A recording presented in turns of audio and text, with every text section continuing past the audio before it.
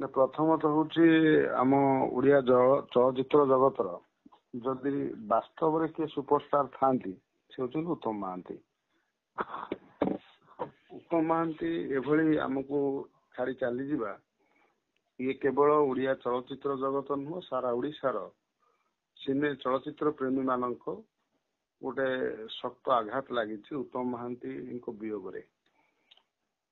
ଆମେ ଦେଖିଛନ୍ତି ଯେ ଅତୀତରେ ଯେତେ ଚଳଚ୍ଚିତ୍ର ସବୁ ଉତ୍ତମ ମହାନ୍ତି ତା ଦେହରେ ଅଭିନୟ କରିଛନ୍ତି ଚଳଚ୍ଚିତ୍ରରେ, ସେ ଚଳଚ୍ଚିତ୍ରରେ ଯଦି ଆମେ ଗୋଟେ ବଲିଉଡରେ ଯୋଉ ସମୟରେ ଆପଣ ଦେଖିବେ ମିଥୁନ ଚକ୍ରବର୍ତ୍ତୀର ସିନେମା ଯୋଉ ଭଳି ଚାଲୁଥିଲା, ଯୋଉ ସମୟରେ ଗୋଟେ ସିନେମା ଆସୁଥିଲା ସେଇ ସମୟରେ ଉତ୍ତମ ମହାନ୍ତିଙ୍କ ଗୋଟେ ଚଳଚ୍ଚିତ୍ର ରିଲିଜ ହଉଥିଲା। ମାନେ ଲୋକ ସମାନ ଭାବେ ଗ୍ରହଣ କରୁଥିଲେ ଯେ ଉତ୍ତମ ମହାନ୍ତି ମଧ୍ୟ ଓଡିଶାର କମ ନୁହନ୍ତି। ତାଙ୍କର ଅନେକ ଚଳଚ୍ଚିତ୍ର ମଧ୍ୟରେ ମାନେ ଯେମିତି ଜୋରଦାର ମୁଲକତାର, ଚକା ଆଖି ସବୁ ଦେଖୁଛି, ତାପରେ ଆମେ ଦେଖିବା ପୁଅ ମୋର କଳା ଠାକୁର, ଜୋରଦାର ମୁଲକତାର, ଆଉ ଅନେକ ଫିଲ୍ମ, ବିଶେଷ କରି ସୁନା ପୁଅ ଗୋଟେ ଫିଲ୍ମ ଅଛି ଯୋଉଥିରେ ଟିକେ ଅପା ହିରୋଇନ ହେଇଛନ୍ତି ତାଙ୍କ ଧର୍ମପତ୍ନୀ ଅପରାଜିତା ମହାନ୍ତି।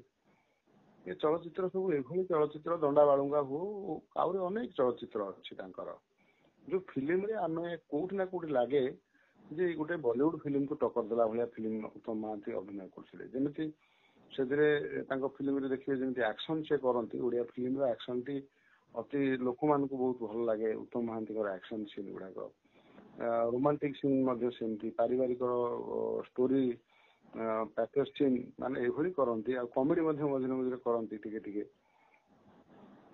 କୋଉଠି ନା କୋଉଠି ଦର୍ଶାଏ ଯେ ଉତ୍ତମ ମହାନ୍ତି ଗୋଟେ ସମ୍ପୂର୍ଣ୍ଣ ସୁପରଷ୍ଟାର, ମାନେ ଯୋଉ ସୁପରଷ୍ଟାର କେବେ ତାଙ୍କୁ କେହି କହିନଥିଲେ, କିଏ ନିଜେ କହିନଥିଲେ କି ତାକୁ ଓଡିଆର କୋଟି କୋଟି ଓଡିଆ ମାନେ ଉତ୍ତମ ମହାନ୍ତିଙ୍କୁ ସୁପରଷ୍ଟାର ଆଖିରେ ଦେଖୁଥିଲେ। ମାନେ ଗୋଟେ ଭାବୁଥିଲେ ଗୋଟେ ଓଡିଆ ଫିଲ୍ମର ହିରୋ ଗୋଟେ ବଲିଉଡ ଫିଲ୍ମର ହିରୋ ଭଳି ଲାଗୁଥିଲେ। ଉତ୍ତମ ମହାନ୍ତି ଗୋଟେ ଯୋଗ ଜନ୍ମ ପୁରୁଷ, କାରଣ ଦେଖ ତାଙ୍କ ଶରୀର ପାଇଁ ତାଙ୍କର ଆକ୍ଟିଭିଟି, ତା ଚାଲିଚଳଣି, ଯେମିତି ହିରୋ ଗୋଟେ ସ୍ୱତନ୍ତ୍ର ଗଠନ ଶରୀର ତାଙ୍କର ଥିଲା, ଗୋଟେ ଚଳଚ୍ଚିତ୍ର ହିରୋ ହେଲା ଭଳିଆ, ନାୟକ ହେଲା ଭଳିଆ ତାଙ୍କୁ ସେଇଭଳି ବ୍ରେକ୍ ମିଳିଥିଲା। ମୋ ନଜରରେ ଓଡିଶାର 3 ଜଣ ସୁପରଷ୍ଟାର, ଜଣେ ଉତ୍ତମ ମହାନ୍ତି, ଆଉ ଜଣେ ବିଜୟ ମହାନ୍ତି ମରିଗଲେଣି, ଆଉ ଜଣେ ହଉଛନ୍ତି ଶ୍ରୀରାମ ପଣ୍ଡା। ଏ 3 ଜଣ ତାଙ୍କର କୋଉଠି ନା କୋଉଠି ଉତ୍ତମ ମହାନ୍ତିଙ୍କର ସହିତ ସମସ୍ତଙ୍କ ସହିତ ଚଳଚ୍ଚିତ୍ର କରିଛନ୍ତି, ଆଉ ସବୁ ଚଳଚ୍ଚିତ୍ର ଯାକ ସୁପରହିଟ୍। ଜୋରଦାର ମୁଲକତାର ଆମେ ଦେଖିବା ମାନେ ଶ୍ରୀରାମ ପଣ୍ଡାଙ୍କ ସହିତ ଯୋଉ ଭଳି ତାଙ୍କର କେମିଷ୍ଟ୍ରି, ମାନେ ଗୋଟେ ମାନେ ଜବରଦସ୍ତ ଫିଲ୍ମ, ମାନେ ଏଭଳିଆ ଫିଲ୍ମ ତିଆରି ହେଇପାରିବନି ଓଡିଶାରେ।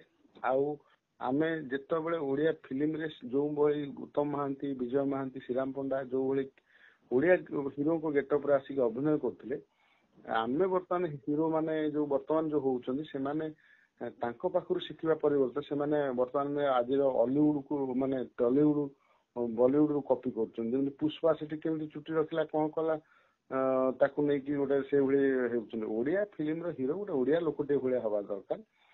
ଯୋଉମାନେ ଓଡିଆର ବାସ୍ତବ ହିରୋ ଥିଲେ ସେ ହଉଛନ୍ତି ଉତ୍ତମ ମହାନ୍ତି।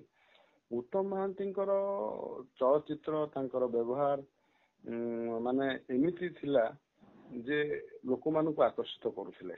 ଉତ୍ତମ ମହାନ୍ତି ତାଙ୍କର ଡାଇଲଗ ଡେଲିଭରି, ତାଙ୍କର ମଜାଳିଆ ଡାଇଲଗ, ଇଏ ଗୋଟେ ଲୋକମାନଙ୍କୁ ଆକୃଷ୍ଟ କରୁଥିଲା। ଆଉ ଆକ୍ସନରେ ମଧ୍ୟ ସେ ଯୋଉଭଳି ଆକ୍ସନରେ ମାନେ ରାଗିକି ଯୋଉ ସିନରେ ଯୋଉଭଳି ଅଭିନୟ କରନ୍ତି ବହୁତ ବଢିଆ ଥିଲା।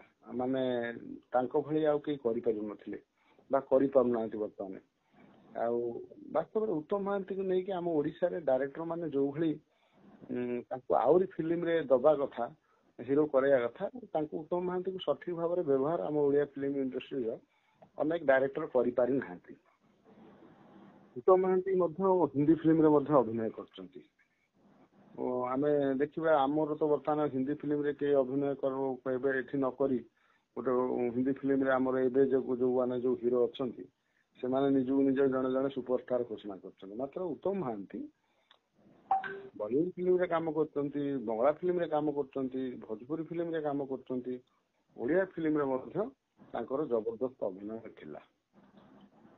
ଆଉ ଓଡିଆ ଫିଲ୍ମର ଯେତେବେଳେ ଆଜି ଆମେ ତାଙ୍କୁ ଶେଷ ସମୟରେ ତାଙ୍କର ଅତି ଦେହ ସିରିୟସ ହଉଛି, ଆମେ ତାଙ୍କୁ ଏୟାରଲିଫ୍ଟ କରି ନେଉଛନ୍ତି, କିନ୍ତୁ ତାଙ୍କୁ ଯଦି 5 ବର୍ଷ ପୂର୍ବରୁ ଯେତେବେଳେ ତାଙ୍କର ଦେହ ଖରାପ ହେଲା, ଯଦି ତାଙ୍କୁ ସଠିକ ଭାବେ ଟ୍ରିଟମେଣ୍ଟ କରାହେଇଥାନ୍ତା, ବା ଓଡ଼ିଶା ସରକାର ଯୋଉ କୌଣସି ସରକାର ହଉ, ସରକାର ମଧ୍ୟ ଏ ବାବଦରେ ଟିକେ ଚିନ୍ତା କରିବା କଥା। କାରଣ ସିଏ ଯେହେତୁ ଲୋକଙ୍କର ହିରୋ, ଉତ୍ତମ ମହାନ୍ତି ଚଳଚ୍ଚିତ୍ରରେ ହିରୋ ହେଇକି କଣ ତାଙ୍କର ଟ୍ୟାକ୍ସ ଦେଇନଥିଲେ କି? ତାଙ୍କ ଫିଲ୍ମରୁ କଣ ଟ୍ୟାକ୍ସ ଯାଇନି କି ଓଡ଼ିଶା ଗଭର୍ଣ୍ଣମେଣ୍ଟକୁ? ତେଣୁ ଓଡ଼ିଶା ଗଭର୍ଣ୍ଣମେଣ୍ଟର ମଧ୍ୟ ଗୋଟେ ହାତ ମାନେ ଥିଲା, କର୍ତ୍ତବ୍ୟ ଥିଲା ଯେ ତାଙ୍କୁ କୋଉଭଳି ତାଙ୍କୁ ଟ୍ରିଟମେଣ୍ଟ କରିକି ପୁନର ସେଇ ଚେହେରାକୁ ଫେରେଇବା ପାଇଁ ବା ତାଙ୍କ ଶରୀରକୁ ସମ୍ପୂର୍ଣ୍ଣ ଭଲ କରିବା ପାଇଁ। ତାଙ୍କର ତ ଅତ୍ୟଧିକ ଦେହ ସିରିୟସ୍ ହଉଛି, ସେ ମାନେ କ୍ରିଟିକାଲ କଣ୍ଡିସନରେ ଯାଇକି ନେତା ମନ୍ତ୍ରୀ ମାନେ ତାଙ୍କୁ ଯାଇକି ପହଞ୍ଚୁଛନ୍ତି, ତାଙ୍କ ପାଖରେ ପଚାରି ବୁଝୁଛନ୍ତି। କୋଉଠି ନା କୋଉଠି ଟିକେ ଖଟକା ଲାଗିଲା।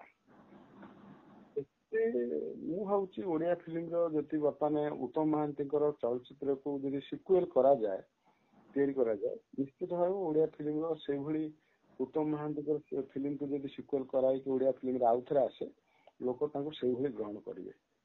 କାହିଁକିନା ଆସୁଛି ମୋ କାଳିଆ ସୁନା ହଉ, କେତେ କେତେ ଫିଲ୍ମ ଅଛି ଯୋଉ ଫିଲ୍ମରେ ଉତ୍ତମ ମହାନ୍ତି ଚକା ଆଖି ସବୁ ଦେଖୁଛି, ମାନେ ସେ ଫିଲ୍ମରେ ସବୁ ଦେଖିବେ, ମାନେ ଉତ୍ତମ ମହାନ୍ତିଙ୍କ ଅଭିନୟ ମାନେ ଗୋଟେ ଏତେ ମାନେ ବ୍ରାଣ୍ଡ ଅଭିନେତା ସିଏ, ମାନେ ତାଙ୍କ ଅଭିନୟକୁ ଯେତେ ବଖାଣିଲେ କମ ହବ। ଉତ୍ତମ ମହାନ୍ତିଙ୍କର ଏଇଭଳି ଅକାଳ ବିୟୋଗ ହବା, ଚାଲିଯିବା, ସେଥିପାଇଁ ମୁଁ ବହୁତ ମର୍ମାହିତ।